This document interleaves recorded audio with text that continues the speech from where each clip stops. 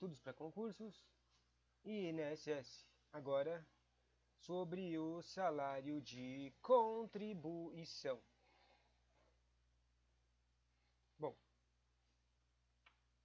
eu vou ler aqui, Direito Previdenciário, INSS, eu vou ler o salário de contribuição conceito, junto com o artigo 214, depois tem uma separação aqui, tipo, os trecos são mal misturados, parágrafos com as outras coisas. Daí tem uma separação aqui entre parcelas integrantes e não integrantes do salário de contribuição. Isso aqui já caiu na prova do INSS, mas foi pequena a quantidade de coisa. Foi uma perguntinha besta.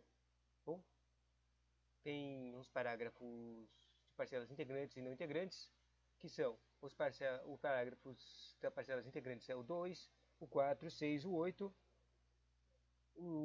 que foi revogado, o 7, o 12, o 14, o 15 e o 16. E os parágrafos de não integrantes do salário de contribuição é o 9, e o 9 está tudo lá, é o maior de todos, tem um monte de incisos, não integra o salário de contribuição. Junto com. Tem alguns incisos revogados também.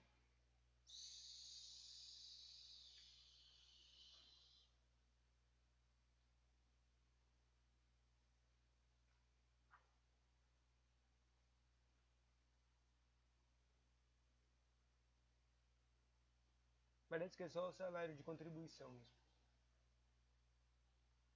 Depois disso, eu vou ler um treco chamado salário base do salário de contribuição. Depois eu vou ler um treco de proporcionalidade do contribuição.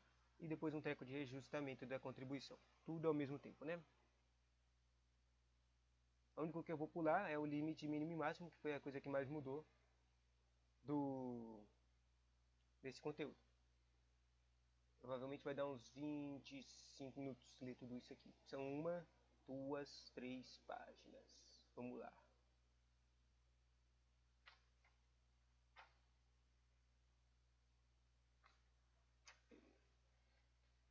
Primeiro, o salário de contribuição, conceito. O salário de contribuição é a base de cálculo sobre qual incidirá o percentual com que o trabalhador pagará sua contribuição de custeio ao sistema previdenciário. Regulamento 214. Entende-se por salário de contribuição. Daí ele coloca um monte de incisos para entender. Para o empregado e trabalhador avulso, cada um é um salário de contribuição. Para o empregado e trabalhador avulso, para o empregado doméstico, para o contribuinte individual, para o segurado facultativo, para o dirigente sindical e para o dirigente sindical na qualidade de empregado. Separando todos os carinhas, fica assim. A explicação em cada inciso. Para o empregado e o trabalhador avulso, a remuneração oferida em uma ou mais empresas, entendida na totalidade dos rendimentos pagos devidos ao creditados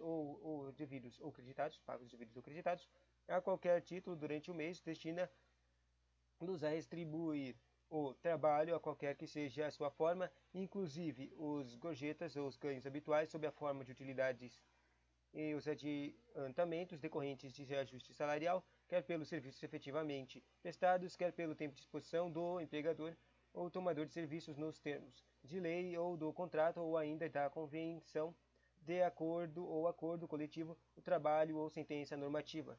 Segundo, para o empregado doméstico. Salário de contribuição é a remuneração registrada na carteira profissional e ou carteira de trabalho e previdência social, observados os limites mínimos e máximos previstos no parágrafos 3 e 5, que eu não vou ler. Terceiro, para o contribuinte individual, o salário de contribuição é a remuneração auferida em uma ou mais empresas ou pelo exercício de sua atividade por conta própria durante o mês, observados os limites dos referidos 3 e 5. Quarto, para o dirigente sindical da qualidade de empregado, a remuneração a salário de contribuição é a remuneração paga, devida ou creditada. Paga, devida ou creditada pela entidade sindical, pela empresa ou por ambos, ou seja, quanto que pagam para ele. O quinto é para o dirigente sindical. Para o dirigente sindical, a qualidade de trabalhador avulso. O salário de contribuição é a remuneração paga, devida ou creditada pela entidade sindical. Tipo, o primeiro dirigente sindical, ele era um empregado, daí ele recebe o salário de contribuição é o treco que pagam ele, Só que pode ser uma empresa também que paga ele, porque ele é um empregado, ou por ambas, sindical, entidade sindical e empresa. E no segundo é só a entidade sindical. E por último, para o salário facultativo, o salário de contribuição é o valor por ele declarado, ou seja, quanto que ele acha que ele tem que pagar. Observados os limites, aqui se referem o súmula 3 e 5. Salário de contribuição, parcelas integrantes e não integrantes. Primeiro, base disso aqui, parcelas não integrantes e integrantes. É se observar que o salário de contribuição rigorosamente não é um salário pago ao trabalhador, mas essencialmente sua remuneração, já que devem integrar e compor o salário de contribuição desde o salário maternidade, adicional de férias até a gratificação natalina, e outros itens que se acrescem ao valor salarial. Confira as parcelas que integram as parcelas não integrantes do salário contribuição.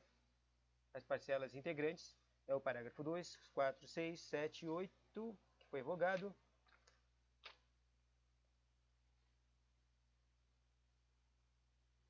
Oito, 12, 14, 15 e 16. Vamos lá. Parcela de integrante. O salário maternidade é considerado salário de contribuição. Eu não vou falar os parágrafos, só vou falar os bolinhos das coisas.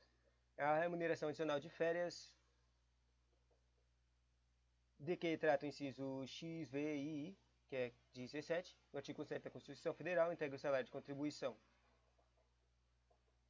A gratificação natalina, 13º salário. E essa integra o salário de contribuição, exceto para o cálculo do salário-benefício, sendo devida a contribuição quando o pagamento ou crédito ou a última parcela ou na rescisão do contrato de trabalho.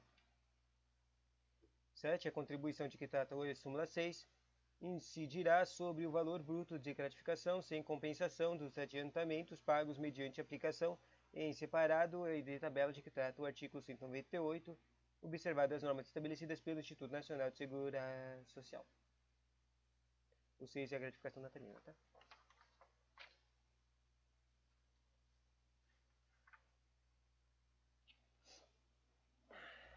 Próximo. O valor pago à empregada gestante, ou seja, maternidade, inclusive a doméstica, em função do disposto na linha B, no inciso 2 do artigo 10 do Ato de Disposições Constitucionais Transitórias da Constituição Federal, integra o salário de contribuição, excluídos os casos de conversão de indenização previstos no 496 e 497 da Conciliação do Sexto Trabalho, da CLT. Observação: esse artigo 10 que falou aí, inciso 2, a linha B do ADCT, fala o quê? Trata de vedação. Vedação da dispensa de empregada gestante, ou seja, não pode demitir a gestante desde a confirmação da gravidez até 5 meses após o parto. Assim, o salário pago à empregada gestante neste período também integra o salário de contribuição, sacou? Próximo.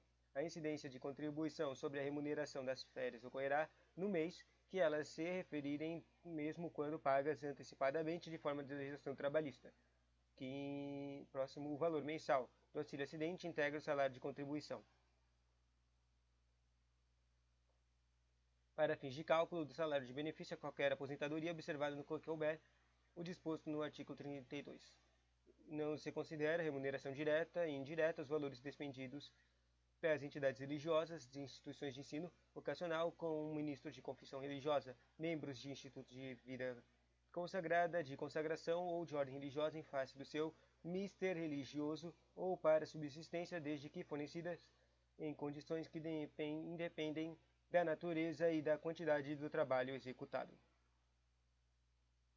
Basicamente, as coisas integrantes é o salário maternidade, as férias e o 13º, ou seja, as coisas que são bônus que as pessoas têm direitos, junto com o salário auxílio acidente. E a pessoa gestante também ganha, né? E as parcelas não integrantes são os parágrafos, é só o parágrafo 9 mesmo, não tem outros parágrafos. Parcelas integrantes, quer dizer, não integrantes. Parágrafo 9 do 214 não integram o salário de contribuição exclusivamente os benefícios de previdência social nos termos dos limites legais ressalvados disposto no 2. As coisas previdenciárias não são, elas já são prêmios, elas não são salários de contribuição. Ajuda de custo adicional mensal recebidas pela aeronauta, nem vou mais comentar, só vou ler isso aqui porque é tão grande. Dessa lei 5.929. A parcela in natura recebida de acordo não é. Vou falar só não é. Não é a parcela in natura recebida de acordo com o programa de alimentação aprovado pelo Ministério do Trabalho e Emprego nos termos da Lei 6.322. Não é as importâncias recebidas a título de férias indenizadas e respectivas adicional constitucional, inclusive o valor correspondente à dobra da remuneração de férias decretada ao artigo 137 da Consolidação das Leis do Trabalho. Não é as importações recebidas a título de... tem um monte de importações. Não é a indenização compensatória de 40% do montante depositada no Fundo de Garantia FGTS, com prestação de relação de emprego contra despedida de arbitrária ou sem justa causa, conforme disposto no inciso 1 do artigo 10 do Ato de Disposições Constitucionais do Trânsito Transitórias. Não é a indenização por tempo de serviço, anterior a 5 de outubro de 88, do empregado não optante de fundo de GTS, do FGTS. Não é também a indenização por despedida sem justa causa do empregado no contrato por prazo determinado, conforme estabelecido no 479 da Consolidação CLT. D. Também não é a indenização por tempo de serviço de safrista quando da expiração normal do contrato, conforme disposto no 14 do 5889. Também não é o incentivo de demissão. Também não é a indenização por dispensa sem justa causa no período de 30 dias que antecede a correção salarial de que refere o artigo 9 da 7238. Também não é a indenização prevista nos artigos 496 e 497 da Consolidação de Leis do Trabalho. Também não é o abono de férias na forma do 143 e 144 da CLT. Também não é os ganhos eventuais e abonos expressamente desvinculados do salário. Também não é os ganhos eventuais e abonos expressamente desvinculados do salário por força da lei. Também não é a licença-prêmio indenizada. Também não é as outras indenizações, desde que expressamente previstas em lei. E por fim, 6. Não é. Esse aqui foi revogado, então não conta, não pode ler. Já dá pra entender, né, basicamente. As parcelas integrantes são as coisas que todo mundo tem. É tipo... todo mundo tem direito, todo o universo do povo tem. Tipo o salário maternidade e o 13º e as férias.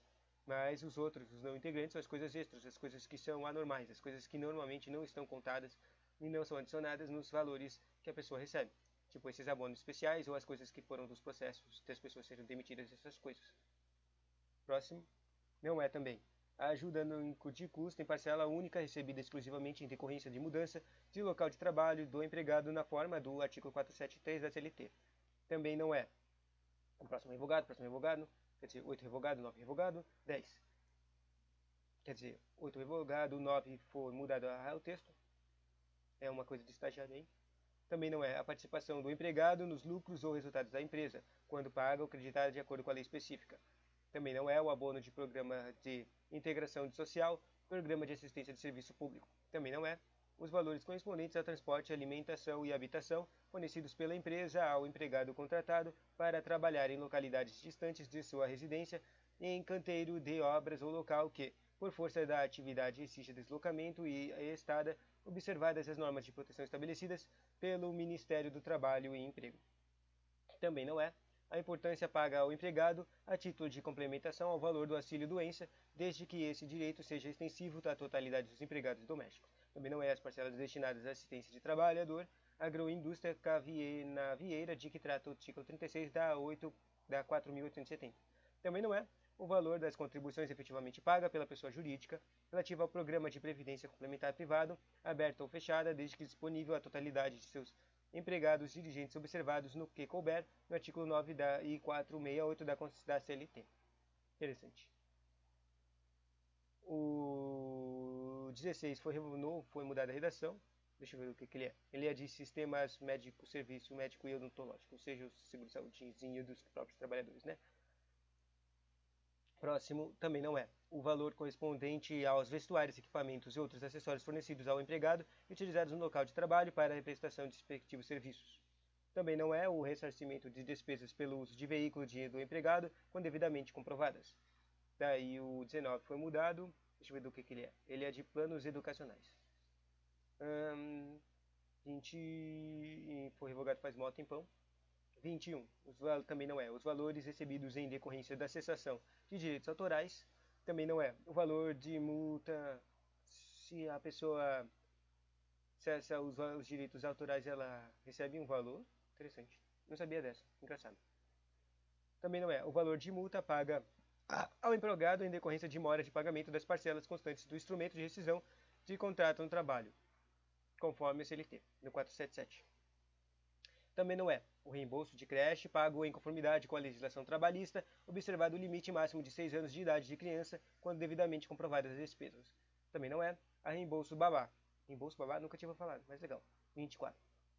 Também não é o reembolso babá, limitado a menor salário de contribuição mensal, acondicionado à comprovação de registro de carteira de trabalho, previdência social e da empregada, do pagamento de remuneração do recolhimento da contribuição previdenciária pago em conformidade com a legislação trabalhista, observado o limite máximo de 6 anos da idade das crianças.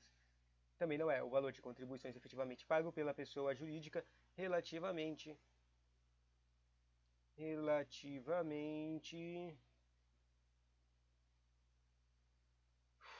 também não é o valor de contribuições efetivamente pago pela pessoa jurídica relativo a prêmio de seguro da vida em grupo desde que prevista em acordo com a convenção coletiva de trabalho e disponível à totalidade de seus empregados a dirigentes observados no que couber. Interessante. Na CLT, no artigo 9468, que já falou uma vez isso aqui. Também não é. As parcelas referidas no parágrafo anterior, quando pagas ou creditadas de desacordo com a legislação pertinente, integram o salário de contribuição de todos os fins e efeitos sem prejuízo de aplicação e combinação legais cabíveis. Sabe, eu não falei que as coisas que não fazem, é só o 9, mas eu errei. Aqui tem o 10 também. Então vamos ler de novo o 10. As parcelas referidas no parágrafo anterior, quando pagas, o parágrafo 9, né, que estava toda a coisa de não é. As parcelas referidas no parágrafo anterior, quando pagas ou creditadas em desacordo com a legislação pertinente, seja fora da lei, integram o salário de contribuição para todos os fins e efeitos sem prejuízo de aplicação em combinações legais cabíveis. Agora eu entendi. O 13 foi revogado.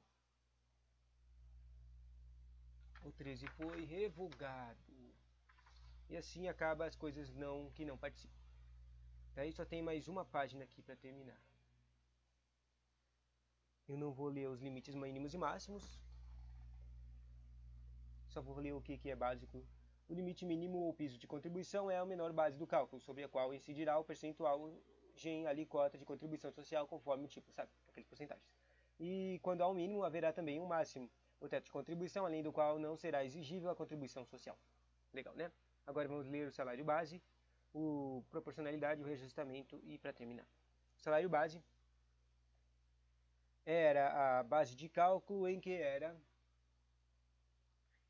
enquadrado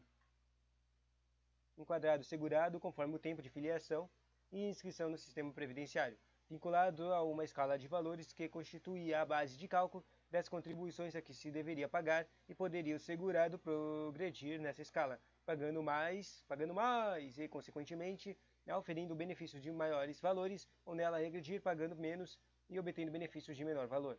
Tanto o primeiro enquadramento quanto o segundo fracionamento do salário base com a possibilidade de terceiro são de quarto de regressão de diferentes degraus de escala. Tudo foi revogado pelo decreto 3.265, mesmo porque hoje é segurado paga em função de seu atual salário de contribuição e ofere a razão de média de seu salário de contribuição ao longo de um período considerado. Não entendi. Sobre a proporcionalidade.